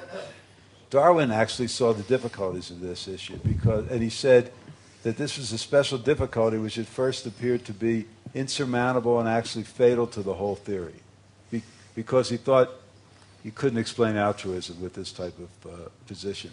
And then he looked at beehives and the fact that bees were collaborating in environments like that, and he thought, well, maybe there is something, at least at the level of a familial relationship, where people might cooperate because they're part of the same group. And this is now spoken of as kin altruism, but we know that cooperation in humans and animals, some animals, extends far beyond kin. It goes on, and so yeah. So cooperative acts exist often, even with a cost to the individual, and even when you look at the most reductionist biologic perspective, cooperation is necessary. Mm-hmm. If you take the most materialistic position, and I will say, for example, the idea of a selfish gene. The selfish gene idea is that a gene will try to, genes don't try anything and they don't think about anything, they're code. But it would be advantageous to a gene to be passed on to the next generation. That's basically what a gene... So the idea of a selfish gene would be a gene that has its structure best to be passed on to the next generation. And even if you think so materialistically, you're forced to think about cooperation. because no gene exists in isolation. Every gene interacts with thousands of other genes to make a cell and an organism. A gene must be cooperative to be passed on. Any gene that goes off by itself to cause a cell to divide becomes a tumor and kills the organism. So it's necessary that genes, selfish genes, have to be extremely cooperative. They've got to make cooperative cells, cooperative tissues, cooperative organisms, cooperative societies to be passed on. So even at this materialistic level, you see that cooperation is essential. And in fact, there's some examples when genes don't cooperate, and it's deleterious to the species, and it moves this. So this is a very, even materialistically cooperation, obviously, a brain gene that wants to get transmitted has got to make it very healthy, has got to work to be a healthy, functional organism. So in this sense, as biologists have thought about why altruistic genes persist, there have been a number of theories. Some of these are kind of evolutionary, some are economic, involving advantage to the individual. Some of these will be discussed by Richie at more length, but I just want to introduce them in this setting. One is this idea of kin altruism, of helping someone who's related to you, because if you help your brother shares about half of your genes. So his children will pass on, your genes will be passed on to his children, and consequently there may be motivation to help a relative because of shared genes. This can be expanded to larger populations. You may decide that one could help someone else in the room because that person might help me. In fact, I might identify that person as the kind of person that's a helping person. Maybe he's a Buddhist scholar and he's an altruistic person. So I might be more tempted to help people like that who have proven that they're altruistic because it's likely that they would help me. The kind of reciprocity. You identify in someone else or a population the possibility that there would be reciprocity and maybe that they would help you if you were in difficulty. Or genes may be passed on because they make a person likely. Suppose I live in a village and the neighboring village is causing me problems. One plan A might be to go over and kill as many people in that village as possible. But plan B might be to go and try to resolve things and put in place structures and laws that allow both villages to survive. And clearly, I wouldn't be killed in such a battle, and thus genes from this conflict resolution might be passed on. I'm not doing tremendous justice to these, but I'm trying to give a picture of the kinds of things that occur in biologic models, and Richie will talk about more of this. Or it might be that people who are altruistic look better to partners, and they may have a better ability to get partners and to pass on their genes that way. So these are the environment in which many of these hypotheses are placed. But I present these to say that I am not convinced that these are extremely robust examples of ways to explain the most difficult aspect. Evolutionary biology dan desi jabe na kangan tengorba desi japtan delia rikashes legdos kashes na ta suzu rikyu dan rewa yote de na ne penju pazu ro goje na suzu de. So I'm giving a personal opinion. Paro goje na tsuro goje 그래서 reciprocity dinza tsuro goje ni da che rongo mejeli paro goje 그래서 super no. So this is a personal opinion. I'm not an evolutionary biologist, and I understand these ideas, and I think they are important. But they're not convincing to me about what I would say is extreme altruism. Real, and this is, by this altruism I mean actions that are intended to benefit another person, even when the risks are great to the individual. Tremendous risk to the individual. And this was actually expanded upon in a book that I read and I gave to Paul, and he's going to speak more about this later. The Heart of Altruism by a political scientist named Kristen Monroe. And she examined people who were extreme altruists. People who, for example, were real personal heroes. There's a man who was hiking in the forest, in the mountains, and met a woman who was crying because her daughter had been taken by a mountain lion. And he picks up a stick and some rocks, chases down the path, beats on the mountain, sees the mountain lion with the child, beats on the mountain lion, throws rocks at it. The mountain lion drops the child, attacks him. He continues to beat it. The mountain lion finally goes away, and he saves the child. This kind of immediate reaction, putting his life on the line, and people do behaviors like that. So this is one category. Another category that she examined these people by giving them questionnaires and trying to see, how did these differ from other people? What do you see in people who do things like that? The other group of extreme altruists are even more so. These are people who protected Jews in Germany from the Nazis. So they didn't have a single act. They did something for weeks or months or years, and they would shelter Jews in their homes at a risk to themselves and their gene pool, their children, their entire family. Now, these people are really different than a lot of other people. I mean, they're clearly different. And she tried to find out what characteristics exist in these people that make them different. And there's clearly not socioeconomic differences. She looked at that. There are no real religious differences. In both groups, there were religious people, just as in the normal population. And she contrasted these people to a group of philanthropists who were good people who had never been put in this situation, just to see what good, normal people are like. Same socioeconomic. Religion. These were not particularly religious people. Some of these extreme altruists were, in fact, atheists. So just like everyone else, the whole spectrum existed. There was no category that you could tease out to explain from a social, political, scientific point of view what was different.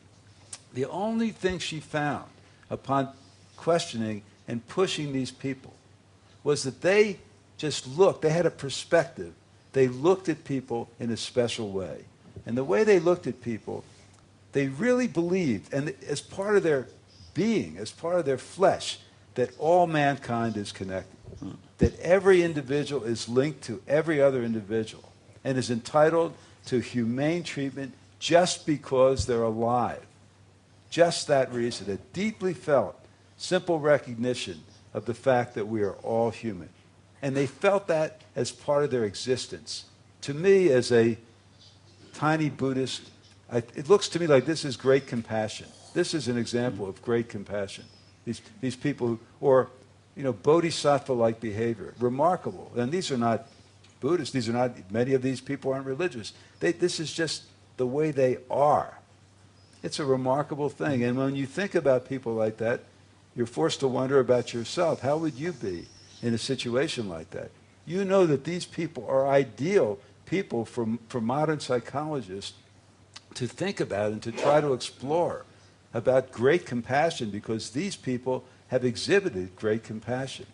And the story that one gets from here, this is reminiscent of a poem by a great British poet named John Donne. Not this one, but John Donne that existed 400 years before our John, in which he said... He's reincarnation. Yeah. He's the reincarnation of that one, right?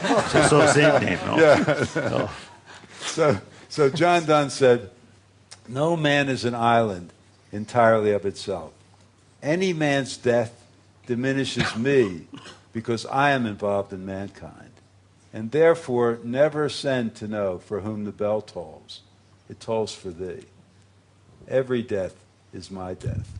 That feeling, that great compassion, is what we strive for. We would like to train for that.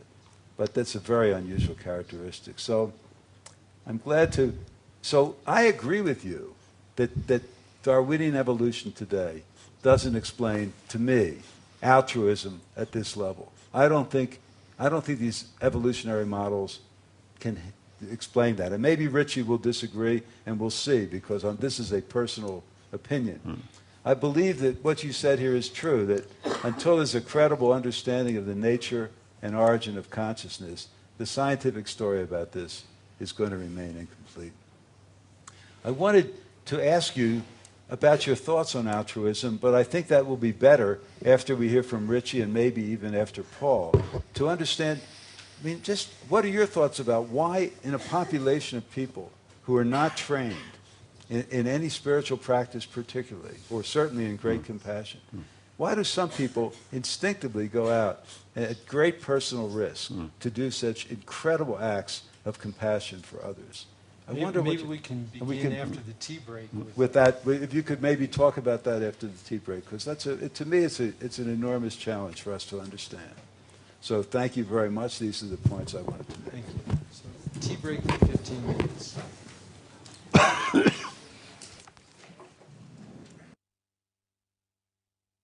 내가 콘동기 남주디디 야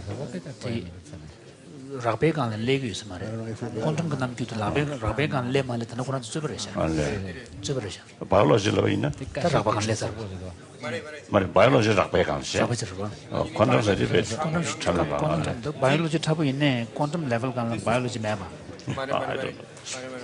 Arthur was talking about the fact that you could explain an influence on mutation by looking at the quantum level of the chemical reactions that are involving mutation. Yeah, but So he's going to start with that question? Is that the I plan? think we'll get to it at the end. So, The way you would explain mutation is the way you So, explain Your Holiness, I'd like to now continue with the discussion that Ben ended on.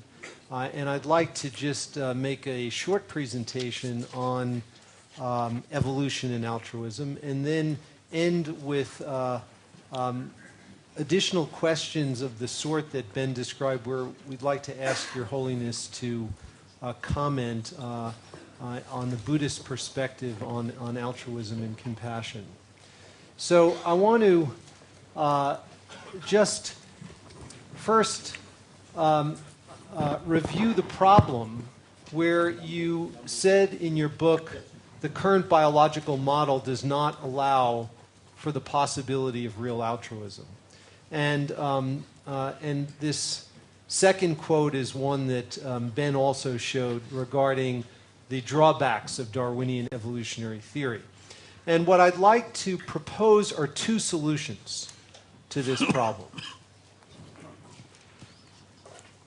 So first, let me just remind us of what the standard model is. The standard model says that altruists behave in ways that decrease their own fitness while increasing the fitness of others in the population. So because of the way they behave toward others, they help others' survival, but at a cost to themselves. Whereas selfish people do not incur this self-sacrificial cost, but they reap the benefits from other altruists, and thus they have an adaptive advantage. That is the standard model of why altruism may be a problem for evolutionary theory, and I think it was this kind of idea that motivated your criticism of, or your comment on the limitations of evolutionary theory regarding the problem of altruism. So I'd like now to propose two possible solutions to this to show how they...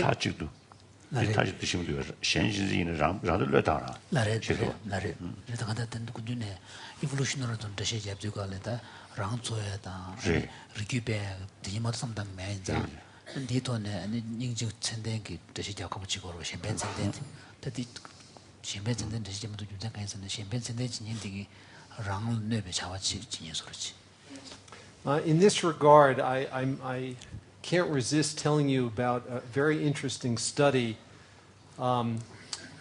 regarding altruism and selfish tendencies in different academic disciplines.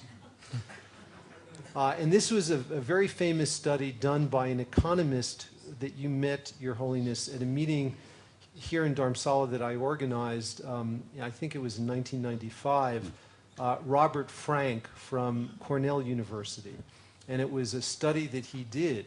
And what he did is he examined freshmen in college, college students in their first year. And he measured by asking them the extent to which they are willing to cooperate or to behave selfishly in a variety of situations. And he found a group of people who he matched on their level of altruistic versus selfish tendencies. And then he followed them over the course of college. And one of those groups majored in economics. And another one of those... economics now. 간자로. 말에 단데 뉘엘이야 labda 당보 중에 로 당보들이야 그 대sen직 주 다들이야 그주 저망보 티제 네 란진준 숙치주 란도 숙치부 간이 임제당 그다 문진제 데네네 labda 튼두가리야 and could design a number to design a number to Davina. I see. Design the economics, So one group majored in economics, the other group majored in astronomy. Astronomy. Astronomy, I see. It's two examples. Pick the science. He picked the science as an example. When they were freshmen, they were identical in their selfish versus altruistic tendencies. Identical, matched.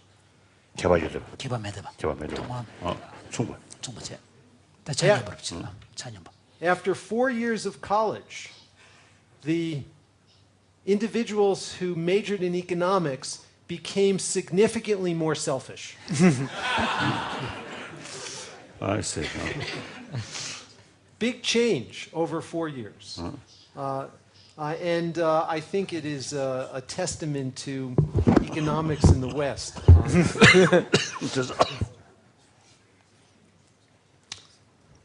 So let me now focus on two possible solutions to the problem. One is what we call group selection. And it is the case that group selection as a theory in evolutionary theory fell out of favor in the 1960s. But now it is making a very strong comeback, and many of the most well-known evolutionary biologists in the world are writing about group selection and have commented favorably upon it as a theory, particularly in relation to altruism.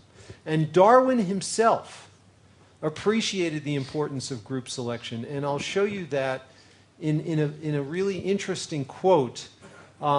This comes from The Descent of Man, written by Darwin in 1871, and I'll read this quote. Darwin said that there can be no doubt that a tribe, including many members, who from possessing in a high degree the spirit of patriotism, fidelity, obedience, courage, and sympathy, were always ready to aid one another and to sacrifice themselves for the common good. And these would be victorious over most other tribes. And this would be natural selection. At all times throughout the world, tribes have supplanted other tribes. And as morality and the number of well-endowed men will thus everywhere tend to rise and increase. So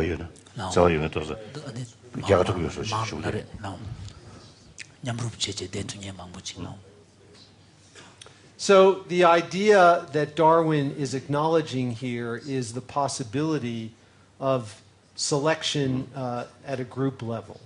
That evolution, the selection, natural selection, the make a species kind of group.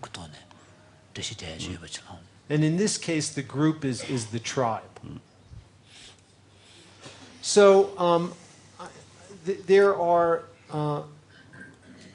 mathematical models that have been developed that very rigorously demonstrate that if you make one important assumption, and that is if altruists and non-altruists can segregate into groups based upon this characteristic, where more altruists tend to congregate together and individuals who are more egoistic tend to congregate together, that altruism can evolve according to the fundamental principles of evolutionary theory.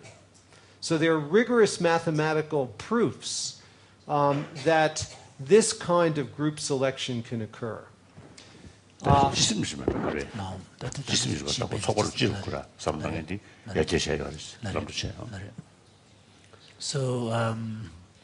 His Holiness was saying that this is more like a kind of a group identity, a sense of belonging to the group, rather than altruism as such. Of course, altruism, so altruism comes in, some part of it. Well, it is a kind of, I think it's very much more of a limited understanding of altruism compared to the Buddhist understanding. It would be behaving altruistic toward members of one's group. Yes, sir. So, but we can define the group in different ways. It can be a narrow definition, but it can also be a more expansive definition. And so the basic idea here is that although altruists may incur a cost to themselves because of their altruism, they benefit the group, and the benefit to the group outweighs the cost to the individual. That's the basic idea.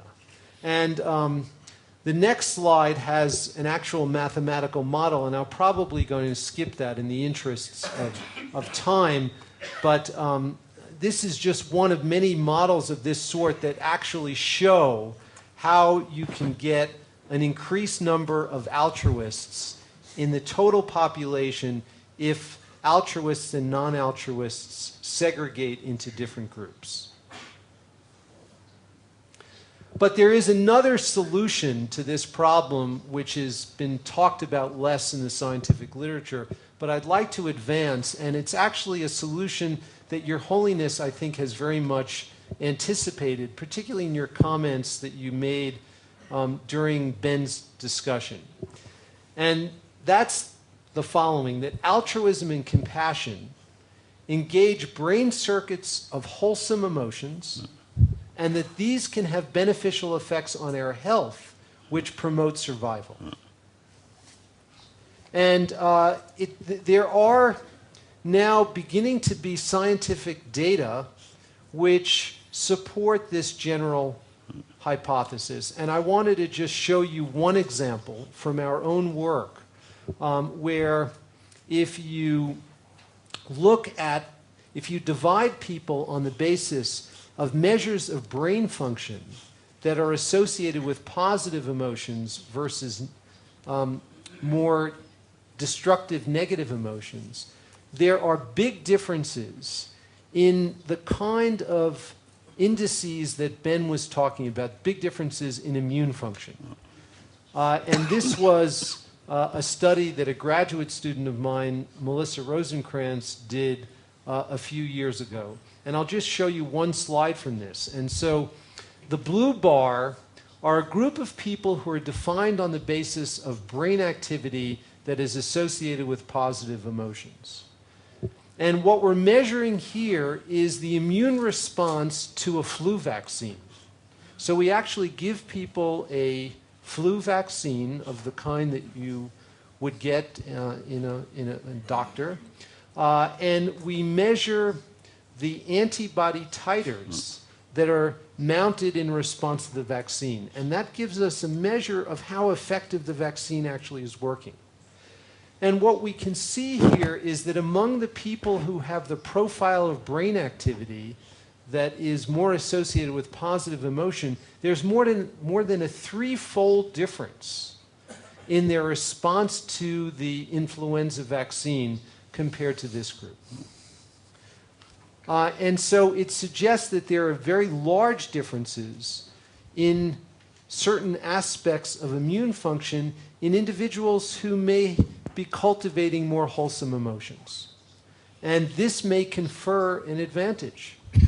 And there are many other examples of this sort, not just in the immune system, but in the cardiovascular system and in the endocrine system that also are generally consistent with this idea.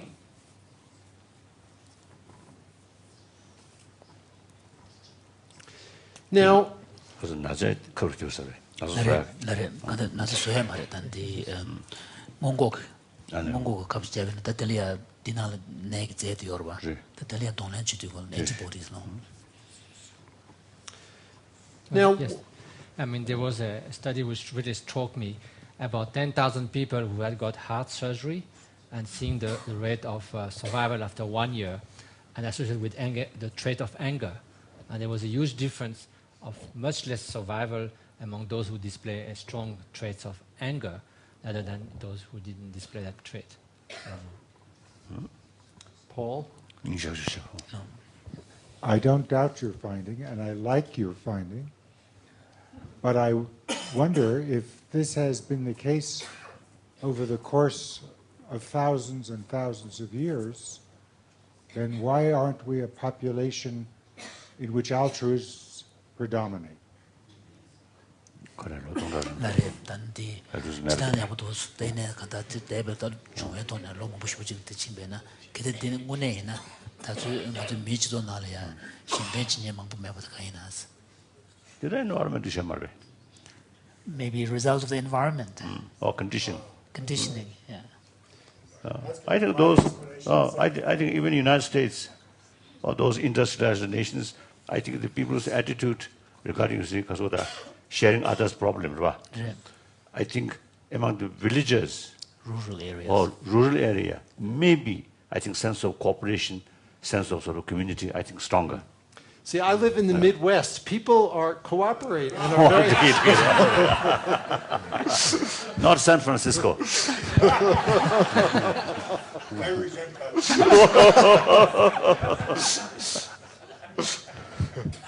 You'll be in Madison soon, Your Holiness, and you'll. I know you've been there many times before, but it took me a long time being a New Yorker to appreciate the fact that people are genuinely cooperative and nice there. In San Francisco first, however, which were prepared.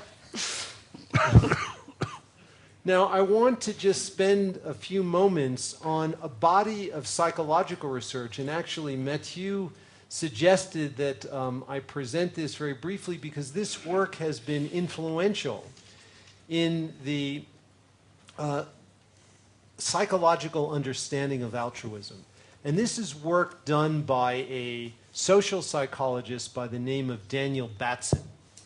And the basic question which he was interested in is whether there are egoistic explanations for altruism or whether we can rule them out. And by egoistic explanations, he meant the following kind of situations. 간다 간다 배트맨 그 사이콜로지스트 또 그런 게 다시 제가 갈 샴페인 얘기 미기 더 군론다 차와들이야 랑들 돈에 대시자유는 만나서 Two egoistic explanations are these. One he calls the empathic joy hypothesis. And this hypothesis says that people behave altruistically because they want to gain the good feelings that derive from sharing in the needy person's relief. 그래 민수. 말해 매일 봐 로봇체베나 로봇체베가리아 반항을 동에 로봇체도 수수 기부 준 거로 봐. 수수도 이츠버 줘. 이츠버 전도년에 아니 실 로봇체베 저러지. 데이비드 솔바. 네. 이 문단지도 이츠버 전도년 말하다 간다. 이내다 이츠버 준 거요 인자.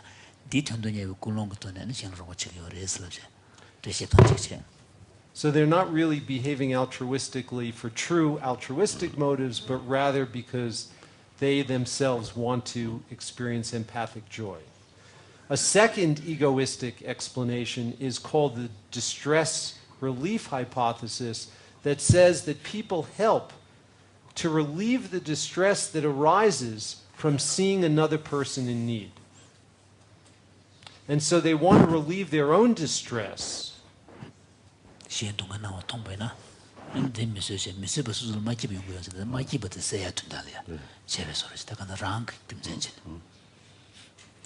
And Batson has done a whole series of experiments. And I'll give you one example from his experiments. In one experiment, he reasoned that that good news about a needy person's improved situation. So if a person in need experiences an improvement, that the good news about that would increase empathic joy. And people should be more inclined to help if they believed that a needy person's situation was actually improved. That would support this alternative egoistic hypothesis. Can you explain that? I didn't get it clearly. Yeah. So, how does the reason proceed? So, pardon? How does the reason proceed? How does the reasoning proceed? So the reasoning proceeds. Let me actually describe the actual study. I think it'll help. Participants were told that a needy person was either 20%, 50%, or 80% likely to improve if they help that person. And if the empathic joy hypothesis was correct, then the amount of altruistic behavior that people displayed should vary as a function of whether it's 20% likely that the person would improve, 50% likely, or 80% likely.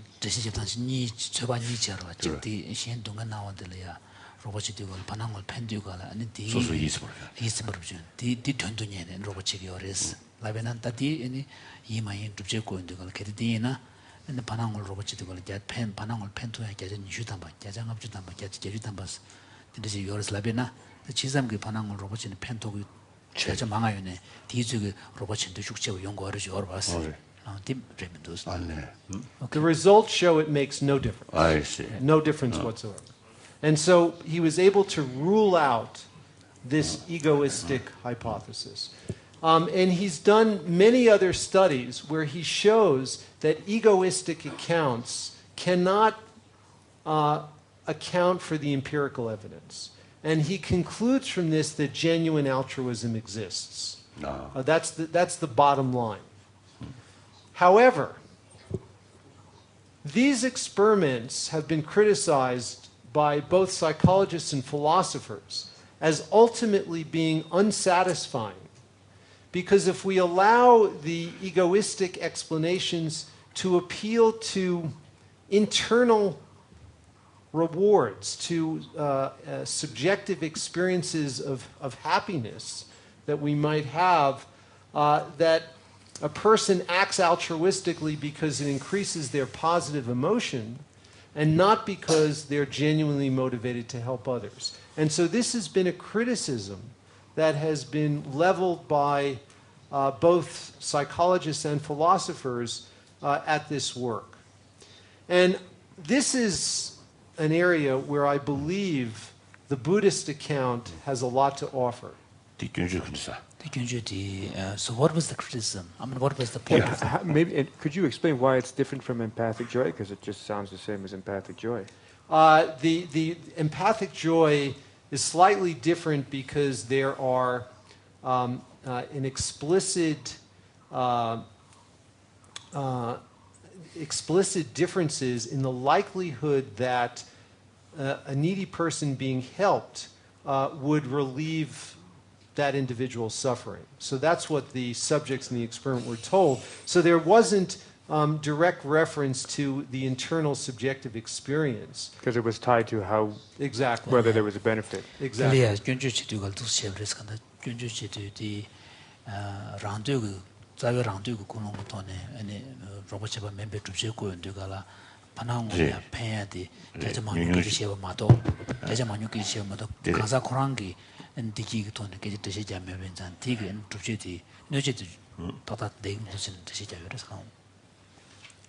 So the question that I want to now end with is this. If behaving altruistically and with compassion increases wholesome positive emotions in the individual who is exhibiting altruism, does this in any way call into question the motive or intent of the person?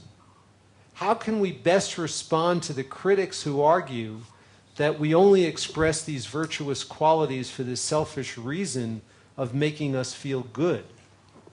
And so this is an area where, from my very limited understanding, it would seem that the Buddhist perspective has a tremendous amount to contribute.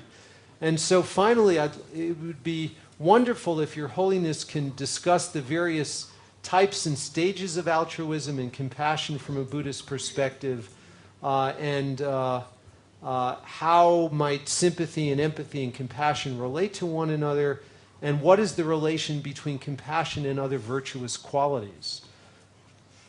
So I ask you, please, Your Holiness, to help us with these issues. Please. This fits right in with your questions. I remember 7 years ago in this room when you said, when you are compassionate, it helps you more than the other person. Yes. And just the other day you said to me, when you have forgiveness, it primarily helps you. So I think that fits exactly. Perfectly. How do we understand that? I'm not questioning that. I'm trying to understand then, is this criticism that if it's good for you, it's bad, should we care about that at all? Isn't that an irrelevancy? If it's good for you, it's not real altruism. Right. Yeah. So 수수다 되죠. 나래 말하는데 영어로도 연구 살았다는데 제가 같은 놈저 그런 줄 니지 뭐 샤당 것도 강한 책으로 봐. 그저 셴벤스라 되고 수술이에 편도사는 거지. 배트 셴벤다 람페만 니부터 다시도 뭐별 안 찍어로. 근데 그 전에 삼단 저걸 딱 그저지 시행을 펴배 자와대 제주가라 아니 수술을 딱지 셈기보다 근데 연구로 봐. 딱지 연구를 난 군대는 되까나서 아니 시행이야 답하지 뭐. 대대지 저걸 딱 매주 아니 셴벤 엄마 말했어. 그래서 나 랑을 펴배 아니 랑도 그 군대랑 버렸어. 그래서 티데부 랑 팽겨로 왔어. 랑도 주 군대랑 버렸어. 딱한다. 티데부 랑 팽겨나 인지미지 셴벤데 랑도 주 군대랑 고요나. 또 그거요.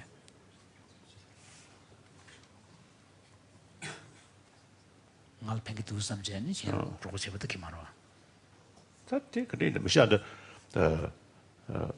altruism 사 지코라 다 리모 뭔가 사용 걸고 봐.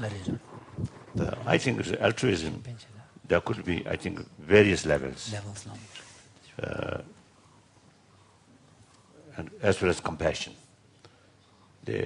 Some limited altruism or compassion, as a social animal, I think biologically also is some because of that. Possible. Especially, I always feel like that. The mothers sort of very I think, genuine sense of concern about their own child. And the child side also, tremendous sort of feeling, closeness, the feeling of totally relying on the mother. That, I think, at that time, the child do not know who is that person, isn't it? And no idea about altruism, these things. But simply, biologically, your survival need others' care, mother's care. So biologically responsible. Right. I think it's the extent that, some extent, I think the society or community, the feeling of community, sense of community. Sense of community. So other suffer, so you cannot bear. Right. You want to help, to share. But then in such case, the so-called other community, enemy community, I don't think it's that kind of feeling.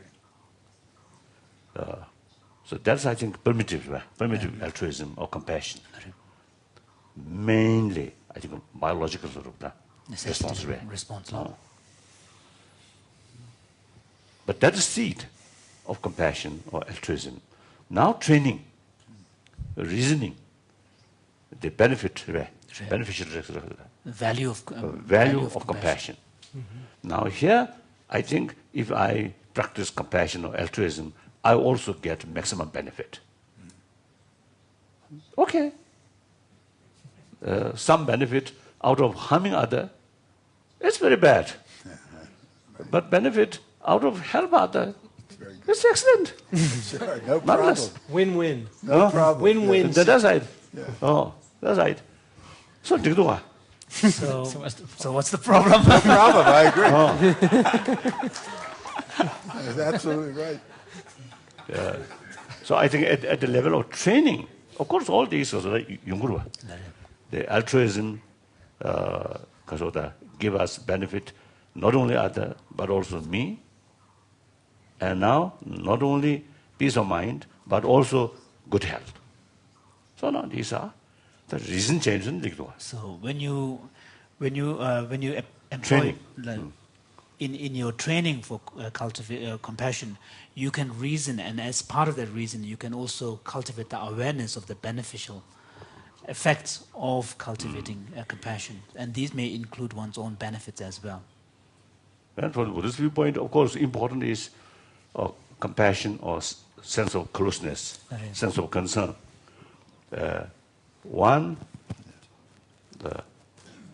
I think the more natural sort of physical stuff, you know, that. Biological. Biologically. I want to say something. So from the Buddhist point of view, those elements of compassion or sense of care and concern that arises primarily because of our biological constitution, from the Buddhist point of view, there will be much stronger involvement of attachment as well. So therefore, essentially, that is biased. That same feelings you cannot reach towards your enemy. Now the compassion or sense of concern through training, then even your enemy, then that kind of attitude can go. So that's unbiased. Now in that field, now entire sentient being, not only human being, but all other sentient, and particularly among the human being, particularly your enemy. So that is the basis of forgiveness. Isn't it? Even Christianity also is the same. I think here is useful. The God, same God, is to create our enemy and ourselves. Essentially brothers, sisters. Isn't it? If we too much criticize about our enemy, then that indirectly also criticize God.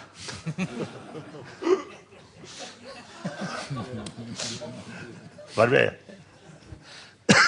Your Holiness, would you say that there's a differential benefit to ourselves in these two different kinds of compassion? That is, the first kind, which is more in the mother-infant context, that is more, you say, more biological, more limited. And compassion, attachment. Yes, attachment, yes. no. Versus being able to express compassion toward one enemy. Is there more benefit to us to be able to, with training, to be able to express compassion to the enemy? Of course. Usually our disturbance come from our enemy, not from our friend. So once we see those thoughts, which we really get is the disturbances. Once your attitude change towards that, then there is nobody creates a problem for you. Your Holiness, how do you think about these people that I described who were incredibly altruistic, risking their lives for months or years? How do you, and not trained at all particularly, they just had this as part of their essence. When you think about people like that, what do you think about from a Buddhist perspective? There are individuals who are very, naturally compassionate and altruistic. I think among animals also, I think sometimes it happens. I think that because of rimba. Differences. They're like these among the birds, among the animals. I think some parent stronger sort of concern about their offspring. Some less.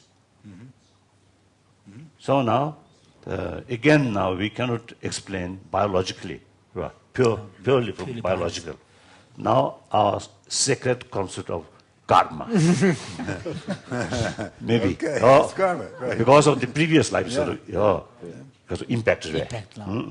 So among the human being also, so we believe like that. Those people, this lifetime, Yeah. irreligious, no religion, No religious, no faith. But even you see the previous life also is not necessarily a religious person, but somehow more compassionate. So next life, So this is one of those effects that are of similar kind. Yeah, that's what I would think. Something like within lifetime, at the beginning, you see, you find it difficult, you see, to do that. But familiarization, right? Through cultivation of familiarity. These great scientists at the age of 10 or 15, see, these subject comes, very difficult, isn't it? Yes. Training, learning, experiencing. Then now, you see, you find these are easy. That's because of the kasure. I think our biological, not kasure, tangun is biological. So, the knowledge that you have gained as a scientist did not come, naturally as a result of biological constitution. It was a cultivated knowledge. But through training, get used to it. Then you see, these things, this difficult subject come in your mind very easily. Almost like spontaneously. That's because of the komba. Habituation. So you think these people must have trained in a previous life? Yes. Some traces you don't think of their... Yeah, genetics might not explain. It's hard to think about how genetics would lead to might be difficult. And of course, environment also, you see, for temporary, immediate, temporary, because immediate environment influence also there. Earlier, I was suggesting to His Holiness that with respect to the critiques of this study, part of the problem may be something to do with the very uniquely Western cultural understanding of what compassion and altruism means, because there is a very strong notion in the West that when it's altruistic activity, it has to be totally self-sacrificial act. There needs to be no benefit at all to the performer of the action.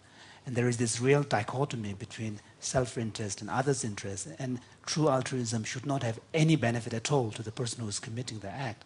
Once you have that kind of dichotomy, extreme, sharp break, then it's totally impossible to bridge the gap. It's our Puritan ethic that leads. So whereas in the Buddhist understanding of compassion, there isn't that dichotomy. So Matthew wants to make a comment specifically about this. It's directly linked with that, because you see, I think that criticism doesn't hold because you cannot separate, compassion with a feeling of well-being. They are so interestingly enmeshed because compassion and altruism are the most positive of all positive emotions. So either you express them or not, but if you express them, you are bound to have an increased well-being. So the reason being that a selfish happiness doesn't exist. It's a lose-lose situation. You might wish to achieve happiness through very self-centered and motives and at the cost of others' suffering, but in the end, you are going to be tormented yourself and you are going to inflict suffering on others. So it's a lose-lose situation. So now, if you do develop altruism and altruistic love and compassion, and then of course you become a more benevolent person, which everyone will appreciate. At the same time, this is the major root constituent of genuine well-being or sukha. So you cannot tease them out. So this is a win-win situation or a lose-lose one. You cannot have a triumphant, really deeply fulfilled, completely selfish and making everyone happy. He can have a temporary satisfaction, but not a genuine happiness.